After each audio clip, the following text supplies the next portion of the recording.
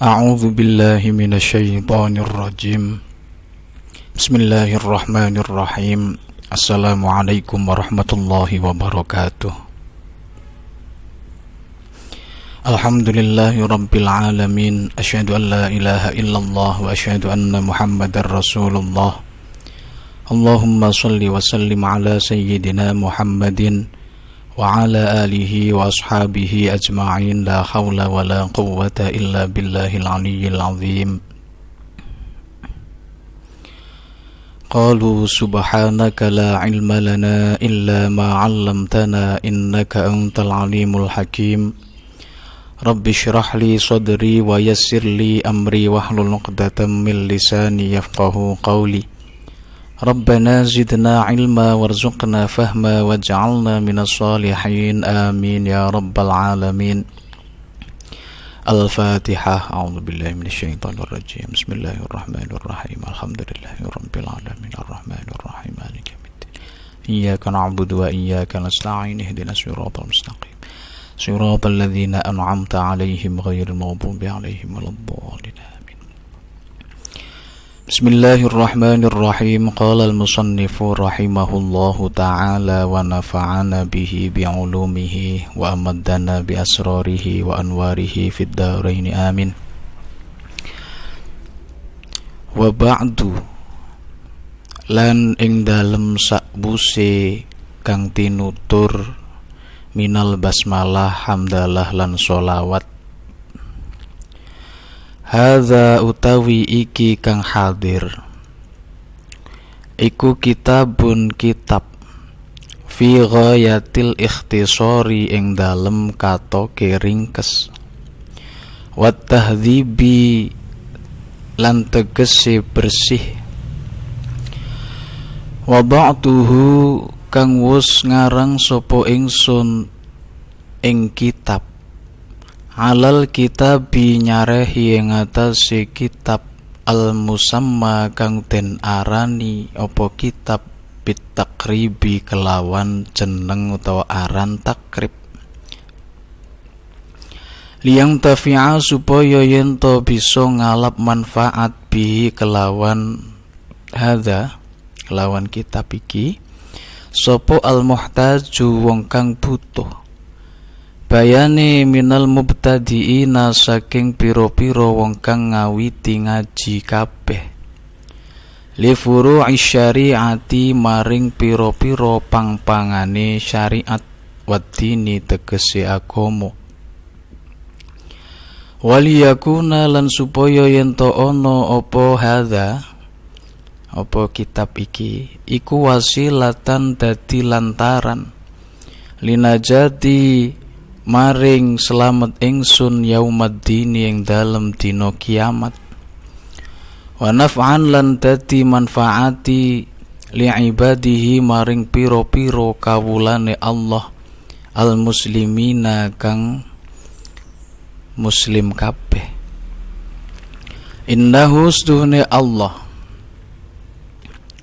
iku sami'un dat kang maha midanget sapa Allah du'a ibadihi ing tungane piro-piro kawulane Allah wa qaribun lan zat kang moho parek sapa Allah mujibun tur zat kang moho nyembadani donga wa man utawi sapa wonge iku qasadahu najja sapa man ing Allah la yakhibu mongko ora bakal tuna sapa man wa idza sa'alaka niki nukil ayat wa idza sa'alaka lan ing dalem tatkala takon ing sira Muhammad sapa ibadi piro-piro kawula ingsun anni saking arai ingsun Allah fa inni mongko stune ingsun Allah iku qaribun zat kang maha parek. Setelah menyebutkan atau mengungkapkan basmalah, hamdalah dan sholawat, Kiai Musannaf kemudian menuturkan bahwa apa yang hadir di hadapan ini adalah kitab yang sangat ringkas, yang ringkas pol-polan ya. Dan juga sangat bersih. Artinya ringkas di sini ialah padat isinya, singkat kalimatnya, dan bersih dari keterangan-keterangan yang dianggap kurang begitu diperlukan.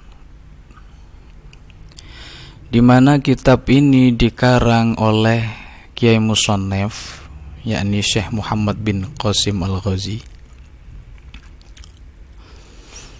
merupakan kitab yang menjelaskan atau menjadi syarah daripada kitab At-Taqrib karya Abu Syuja' Ahmad bin Al-Husain.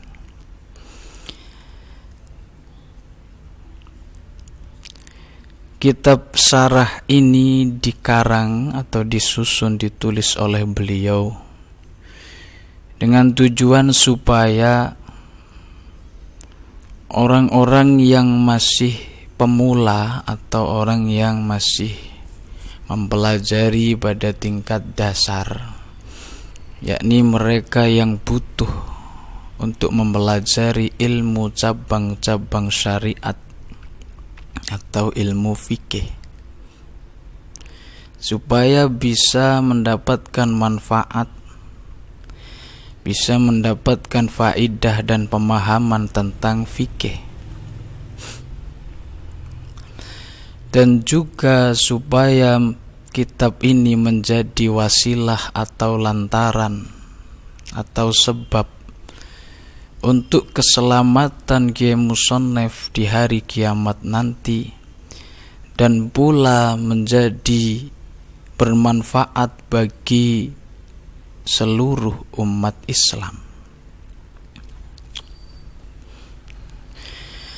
Kiai Musannef menyatakan di sini liyang tafi'a bihi al-muhtaju minal mubtadi'ina, supaya kitab ini bisa diambil manfaatnya oleh orang yang butuh terhadap keterangan-keterangan tentang furu'is syariah wad din, tentang cabang-cabang agama yakni ilmu fikih. Yang dimaksud al-muhtaj diterangkan minal mubtadi'ina, yakni orang-orang yang masih dalam tahap awal belajarnya. Sebab di dalam proses belajar memang ada hierarki, ada tingkatan-tingkatan pelajar atau tingkatan santri. Yang pertama, tingkatan santri dijelaskan di dalam Hasyiah Al-Bajuri, yakni tingkatan al-mubtadi', wa huwa man lam yaqdir ala taswiril mas'alati.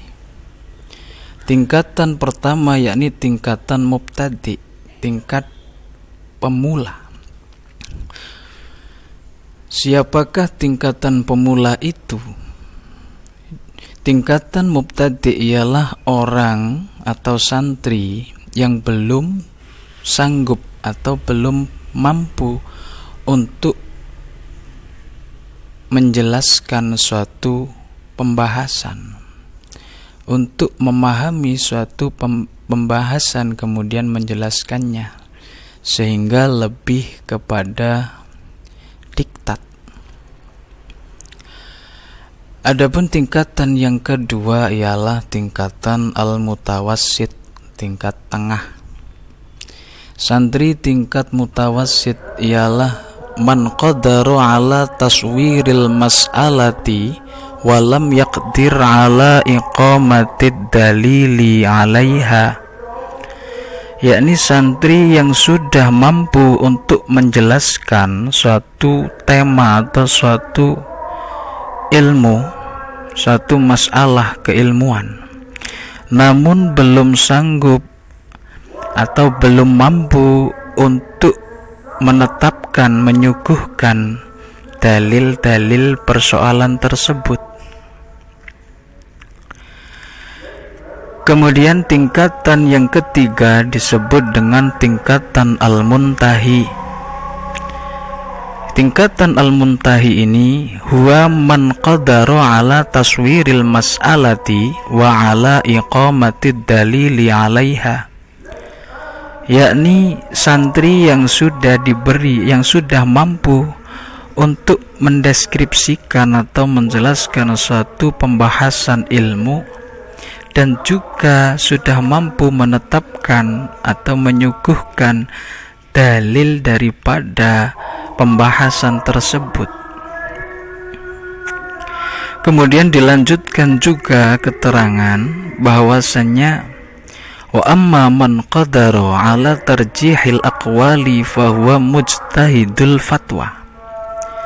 Ada level di atas muntahi, yakni level seseorang yang sudah mampu untuk mentarjih qaul-qaul, artinya untuk menseleksi qaul-qaul ulama, fatwa-fatwa ulama, mana yang unggul, mana yang prioritas, dan mana yang berada pada level bawahnya dan bawahnya dan bawahnya lagi. Demikian. Orang yang sudah mampu sampai pada tahap tarjihil aqwal ini disebut level mujtahid fatwa. Kemudian ada lagi level di atas mujtahid fatwa, yakni level man qadaru ala istimbatil furu'i min qawaidi imamihi. Level seseorang yang sudah mampu, ada sudah berkompetensi, orang yang sudah kompeten dalam mengambil ketetapan hukum fikih, hukum furu', hukum fikih, dengan menggunakan kaidah atau rumusan-rumusan dasar yang sudah ditetapkan dan diberlakukan oleh imam mazhabnya. Orang yang sudah memiliki kompetensi ini disebut dengan mujtahidul mazhab, mujtahid mazhab, artinya masih menisbatkan mengikuti mazhab dari sisi metodologi. Metode pengambilan hukumnya mengikuti imam mazhab. Kemudian level di atasnya lagi masih ada, yakni waman qadara ala istimbatil ahkami minal kitabi was sunnati fahuwa mujtahidun ijtihadan mutlaqan. Yakni orang yang sudah kompeten, yang sudah mampu untuk mengambil atau beristimbat, untuk mengambil, memutuskan hukum-hukum yang langsung diambil dari Al-Quran dan juga As-Sunnah. Artinya sudah mampu berijtihad sendiri. Di sini ialah level mujtahid mutlak, seperti Imam Syafi'i atau imam-imam yang 4, Imam Maliki, Imam Hanafi, Imam Hambali. Allah berfirman di dalam Al-Quran, wa fawqa kulli dhi ilmin alimun. Di atas orang yang berilmu masih ada orang yang sangat alim.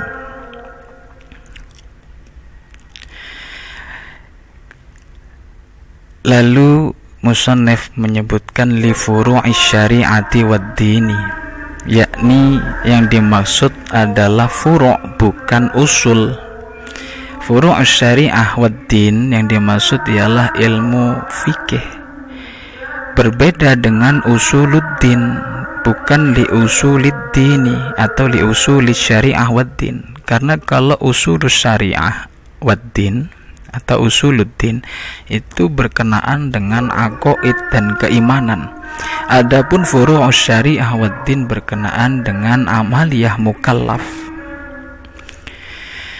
Kemudian Syekh Muhammad bin Qasim menyebutkan kitab syarah Fathul Qorib ini ya, dihadirkan oleh beliau adalah satu, supaya diambil manfaatnya bagi yang membutuhkan, khususnya kalangan pemula yang belajar fikih.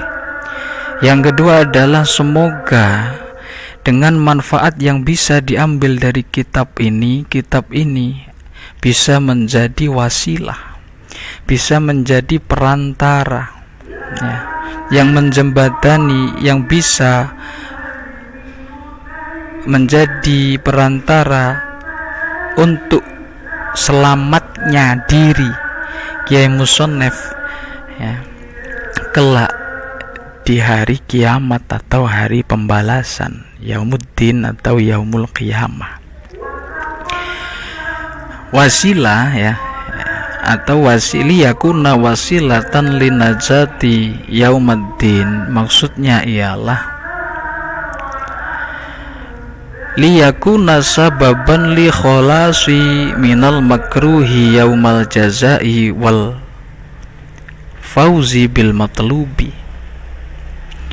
agar kitab ini atau kemanfaatan dari kitab ini yang kemudian menjadi pahala kebaikan itu bisa menjadi sebab selamatnya atau terbebasnya diriku dari hal-hal yang tidak disukai kelak di hari pembalasan atau hari kiamat. Tentunya dari hal-hal buruk yang terjadi di hari kiamat. Dan juga semoga menjadi sebab kesuksesan atau keberuntungan dengan memperoleh apa yang dicari dan dituju selama ini. Tentunya tujuannya Allah atau dukhulul jannah ya, masuk surga atau ridhonya Allah. Kata wasilah ialah sebenarnya bermakna ma yakunu sababan li tahsili syai'in, sesuatu yang menjadi sebab berhasilnya sesuatu untuk digapai ya. Itu adalah wasilah atau kita sebut lantaran ya, perantara. Wa naf'an, dan tujuan yang ketiga ialah supaya bisa memberikan kemanfaatan kepada hamba-hamba Allah yang muslim. Sesungguhnya Allah adalah zat yang maha mendengar doa hamba-hambanya, zat yang maha dekat, dan juga zat yang maha mengabulkan segala doa. Siapapun yang menuju kepada Allah, yang menjadikan Allah sebagai tujuannya, ia tidak akan rugi. Kata sami di sini, yang dimaksud sami'un du'a ibadihi ialah sami'un du'a ibadihi sima'a qabulin, menerima segala lantunan doa-doa yang dipanjatkan, yang diserahkan, yang dihaturkan kepadanya, kepada Allah dari seluruh hamba-hambanya. Allah juga maha al-qarib, maha dekat. Yang dimaksud dekat di sini adalah ay qurban maknawiyan, dekat secara maknawi, la hissiyan, bukan dekat secara materi. Fahuwa qaribun min ibadihi bi'ilmihi wa mujibun du'a ibadihi. Qaribun mujib di sini ialah Allah maha dekat dengan ilmunya Allah, yakni Allah selalu mengetahui apapun dan segalanya yang terjadi pada hamba-hambanya, dan Allah juga maha mengabulkan segala doa-doa hamba-hambanya. Setelah ini musannif menyatakan barang siapa yang menjadikan Allah sebagai tujuannya, ia niscaya akan sukses, akan beruntung, artinya tidak akan merugi, tidak akan celaka. Lalu disebutkan oleh Kiai Musannaf, wa idza sa'alaka ibadi anni fa inni qaribun. Ini adalah ayat Al-Qur'an, di mana ayat ini diterangkan bahwa sebab turunnya atau sababun nuzuli hadhil ayah, sebab turunnya ayat ini ialah annal yahuda qalu ya Muhammadu kaifa yasma'u rabbuna du'aana wa anta taz'amu anna bainana wa bainas sama'i 500 amin wa anna ghiladha kulli sama'in wa baina kulli sama'in mithlu dhalik. Sebab turunnya ayat ini ialah kaum Yahudi berkata kepada Kanjeng Nabi Muhammad, "Duhai Muhammad, bagaimana Tuhan kita ini mendengarkan doa kita, sementara engkau telah menyatakan bahwasannya jarak antara kita dengan langit yang pertama ialah jarak 500 tahun perjalanan. Sementara di tiap-tiap langitnya antara satu langit dengan langit masing-masing langit yang lain itu juga seperti jarak kita kepada langit pertama, yakni 500 tahun. Namun ada juga yang berpendapat atau qila dikatakan inna a'rabiyan qala ya Rasulullah aqribun rabbuna fanunajihi am ba'idun fanunadihi fanazala hadhil ayatu. Ada pendapat juga yang menyatakan sesungguhnya ada seorang Arab datang kepada Rasulullah kemudian bertanya, ya Rasulullah, wahai Rasulullah, aqribun rabbuna, apakah Tuhan kita itu sangat dekat atau maha dekat? Fanunajihi, maka kita cukup berbisik saja kepadanya.